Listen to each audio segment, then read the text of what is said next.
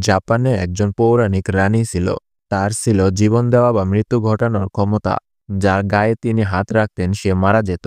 একজন জেনারেল সেই রানীকে দূরের পাহাড়ের নিচে কবর দিয়ে দেয়, যাতে তার অশুভ শক্তি আর পৃথিবীতে স্পর্শ করতে না পারে। এখন রিচার্ড নামের এক ব্যক্তি তার সমাধি খুঁজতে শুরু করে। সে এতটাই আবেগপ্রবণ হয়ে পড়েছিল যে নিজের পরিবারকেও ভুলে গিয়েছিল। রিচার্ডের একটি মেয়ে আছে, যার নাম লারা, যাকে সে ছেড়ে চলে গেছে। এরপর লারাকে দেখানো হয়, যিনি এখন একজন বক্সার। এদিকে জিমের মালিক এসে বলে তার মেম্বারশিপ ফি এখনো বাকি আছে। এখানে আমরা লারার জীবনের গল্প জানতে পারি। তার বাবা রিচার্ড আর ফিরে আসেনি। পরে সরকার ঘোষণা করেন যে তিনি মারা গেছেন। তবুও লারার হাতে অনেক টাকা আছে, কারণ তার বাবা তার জন্য প্রচুর সম্পত্তি রেখে গেছেন। কিন্তু লারা এখনো মানতে রাজি নয় যে তার বাবা মারা গেছেন। তার বাবার ব্যবসায়িক পার্টনার তাকে বোঝানোর চেষ্টা করে, তবুও লারা সম্পত্তির কাগজে সই করতে অস্বীকার করে, কারণ তার বিশ্বাস তার বাবা এখনো বেঁচে আছেন।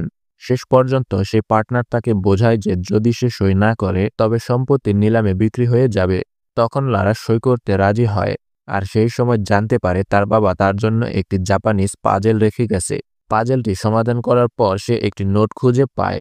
নোটটি পড়ে সে মানসিকভাবে শক্তি সঞ্চয় করে, আর সেই সূত্র ধরে সে একটি জায়গা খুঁজে পায়, যা আসলে ছিল তার বাবার সমাধিস্থল।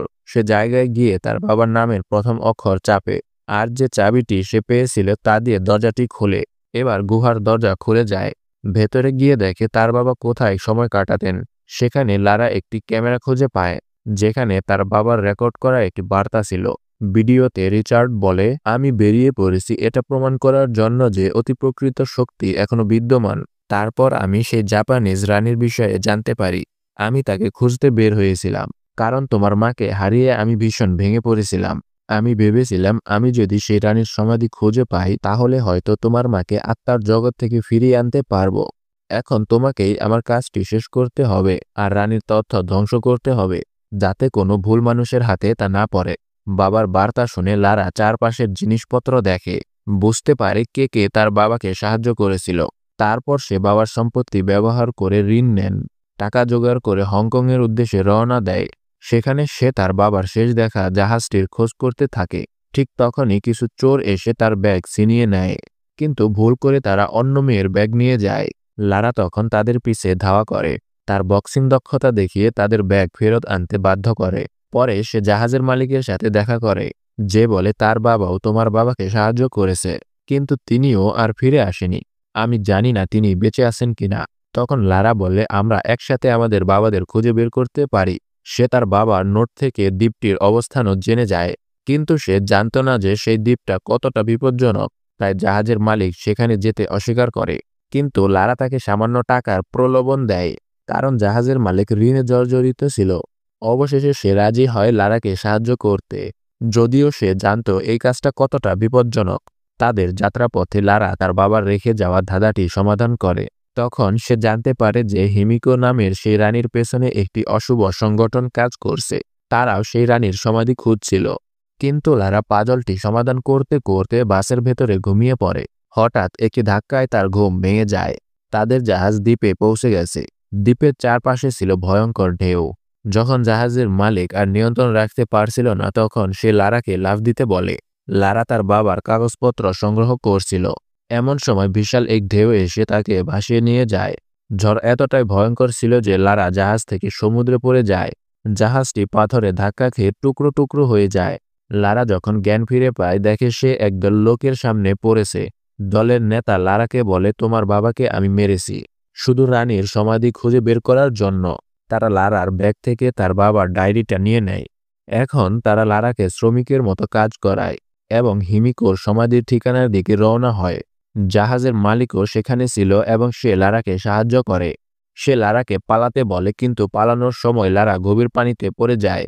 ডুবে যাওয়ার আগে সে দেখে একটি ভাঙা বিমান। সে বিমানের ডানায় ধরে বাঁচার চেষ্টা করে, কিন্তু নিজের ওজনের কারণে বিমানটি নিচে নামতে থাকে। তবুও সাহসিকতার সঙ্গে লারা দ্রুত উঠে গিয়ে বিমানের মূল অংশ ধরে ফেলে। ঠিক তখনই বিমানটি নিচে পড়ে যেতে থাকে। এমন সময় লারা সেখানে একটি প্যারাশুট দেখতে পায়। সে সেটিকে ব্যবহার করে বনের ভেতরে নেমে আসে। তখন রাত হয়ে যায়, আর বন জঙ্গলে সাহায্য করার মতো কাউকে দেখতে পায় না। ঠিক তখনই একটি মানুষ তাকে দেখে পালিয়ে যায়। লারা তাকে তাড়া করে এবং পরে বুঝতে পারে সে আর কেউ নয়, তার বাবা।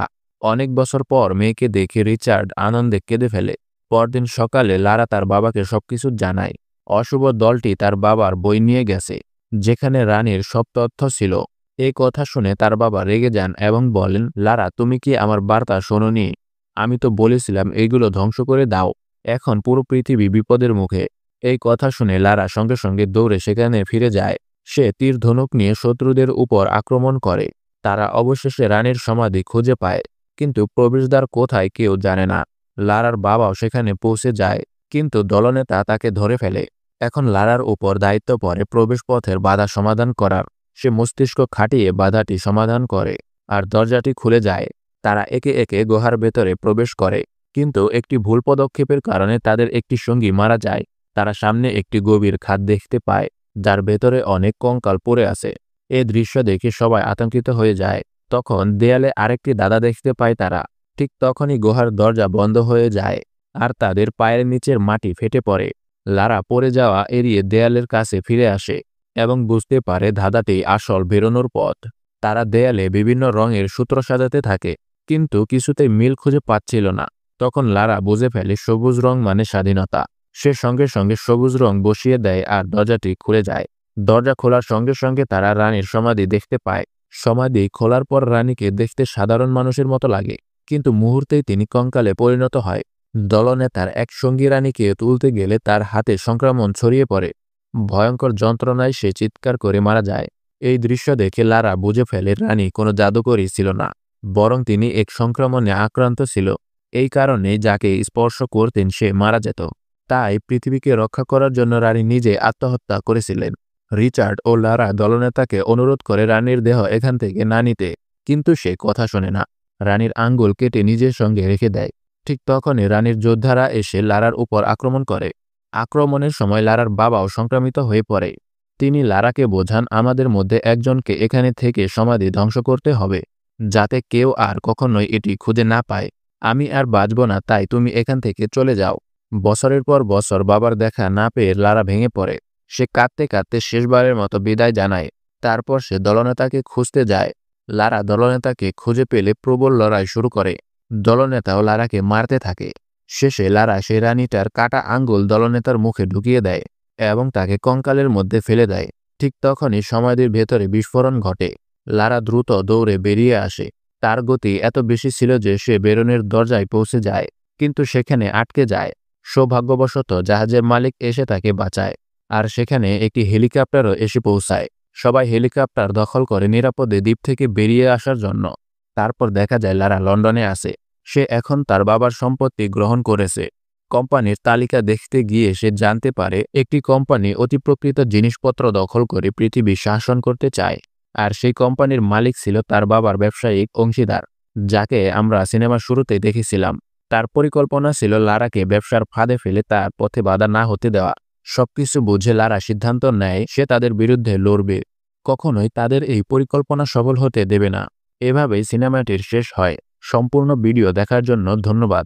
ভিডিওটি ভালো লেগে থাকলে অবশ্যই একটি লাইক করে দিন এবং কমেন্টে জানাবেন ভিডিওটি কেমন লাগলো। আর যারা চ্যানেলটিতে এখনও নতুন তারা অবশ্যই চ্যানেলটিকে সাবস্ক্রাইব করে বেল বাটন অন করে দিন।